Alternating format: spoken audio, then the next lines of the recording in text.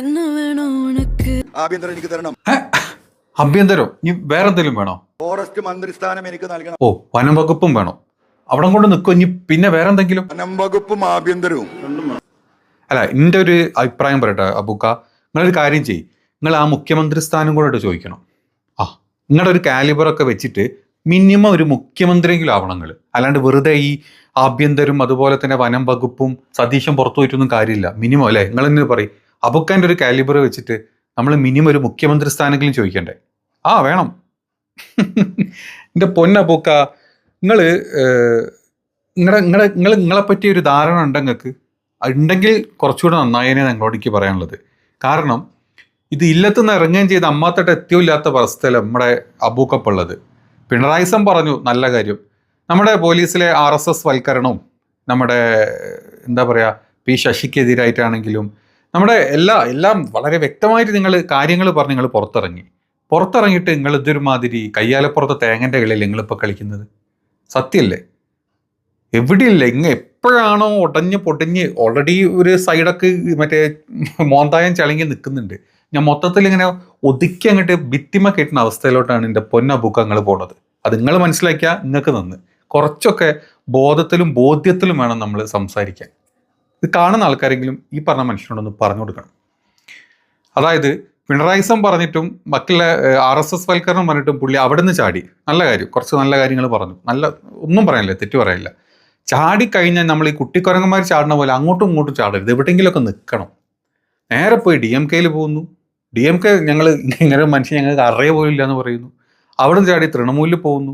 ഇപ്പം അതൊന്നും അല്ലാണ്ട് പ്രതിപക്ഷ പ്രതിരോധ സഖ്യം. അപ്പം നിങ്ങൾ കാലാകാലത്ത് ഇങ്ങനെ പ്രതിപക്ഷ സഖ്യമായിട്ട് ഇരിക്കാനാണ് നിങ്ങളെ പ്ലാൻ? ഒന്നുമില്ലെങ്കിൽ നിങ്ങൾക്ക് കുറച്ച് പേഴ്സണൽ വോട്ടൊക്കെ കിട്ടിയ സ്ഥലമല്ലേ, അല്ലെങ്കിൽ നിങ്ങളെ ജയിപ്പിച്ച സ്ഥലമല്ലേ? പാർട്ടി എന്നുള്ളതിന് പുറമെ ഒരു വ്യക്തിപരമായിട്ട് നിങ്ങൾക്ക് ഒരുപാട് സപ്പോർട്ടുള്ള സ്ഥലമല്ലേ നിലമ്പൂർ? അപ്പം നമ്മൾ ഈ എന്താ പറയുക ഭരണവശത്തിരിക്കുന്ന സമയത്ത് രാഹുൽ ഗാന്ധിൻ്റെ പിതൃത്വം വരെ എനിക്ക് സംശയമുണ്ടെന്ന് വാദം വരാണ്ട് ചെറ്റത്തരം പറഞ്ഞ ആളങ്ങൾ. അത് നിങ്ങളെ മനസ്സിൽ വേണം. പിന്നെ നിങ്ങളിപ്പം പറഞ്ഞ സതീശൻ 150 കോടി ആംബുലൻസിൽ ബാംഗ്ലൂരിൽ നിന്ന് നാട്ടിൽ നിന്ന് ബാംഗ്ലൂരേക്കും തിരിച്ചും മറച്ചും ഓടിച്ച് കൊണ്ടുവന്ന ആളാന്ന് പിണറായി പറഞ്ഞാൽ നിങ്ങൾ കഴിഞ്ഞ ദിവസം പറഞ്ഞത്. ഇത്രയും പറഞ്ഞ നിങ്ങൾ വന്നിട്ട് എനിക്ക് അംഗത്വം വേണം, സ്ഥിരാംഗത്വം വേണം, എനിക്ക് ആഭ്യന്തരം വേണം, എനിക്ക് കൃഷി വകുപ്പ് വനം വകുപ്പ് വേണം, സതീശൻ പോകണം എന്നൊക്കെ പറഞ്ഞു കഴിഞ്ഞാൽ ബോധം വിവരമുള്ള ആരെങ്കിലും നിങ്ങളങ്ങോട്ട് അടുപ്പിക്കുമോ? നിങ്ങളെന്നെ സ്വയം ഒന്ന് വെറുതെ നിങ്ങൾ ആലോചിച്ച് നോക്കി. നിങ്ങളുടെ പരിതാപകരമായ അവസ്ഥയിലോട്ടാണ് നിങ്ങൾ പോകുന്നത്. കുറച്ചൊക്കെ ഒന്ന് വെയിറ്റ് ചെയ്ത്. ഞാൻ ഇത്രയും ചെറ്റ വർത്താനെൻ്റെ വായി കൊണ്ട് പറഞ്ഞിട്ടുണ്ട്. അതുകൊണ്ട് തന്നെ കോൺഗ്രസ്സുകാരൻ ഒറ്റയടിക്ക് നിങ്ങളോട് സഖ്യം ചേർന്നോളാം നിങ്ങളോട് പറഞ്ഞു. സ്ഥിരാംഗത്വം വേണം, നിങ്ങളെ പിടിച്ച് മുഖ്യമന്ത്രി ആക്കണം എന്നൊക്കെ പറഞ്ഞാൽ ആരാണ് അതിന് അപ്രൂവ് ചെയ്തില്ല? കുറച്ചു കാലമൊക്കെ ഒന്ന് വെയിറ്റ് ചെയ്യ്.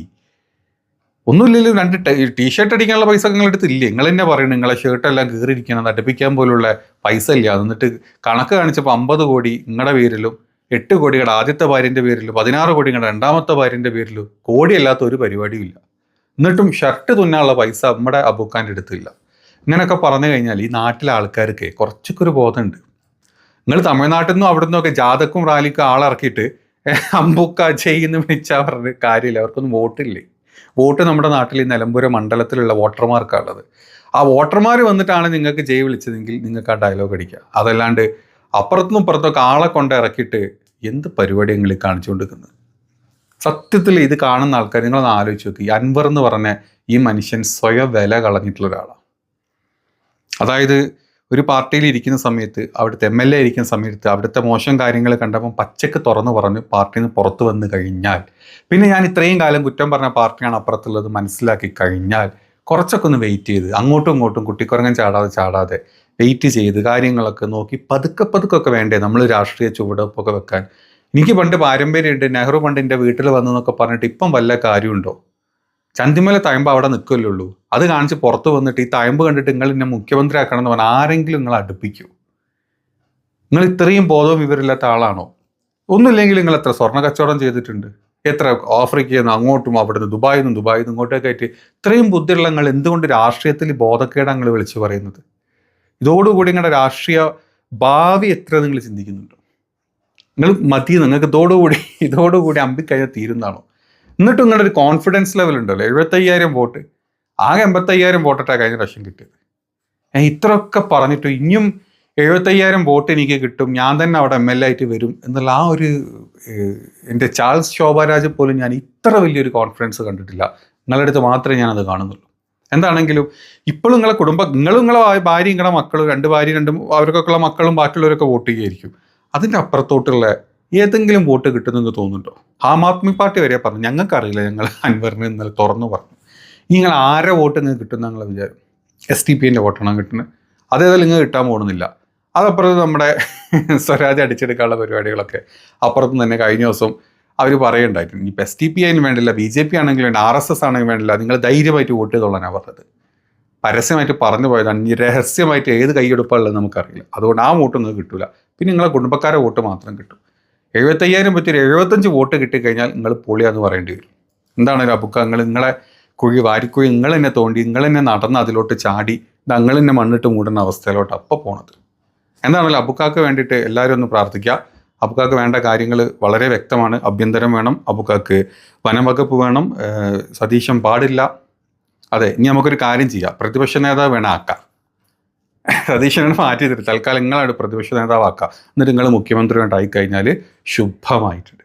അമ്പൂക്കാക്ക് ജയ് എന്ന് വിളിക്കേണ്ട അവസ്ഥ. കഷ്ടം.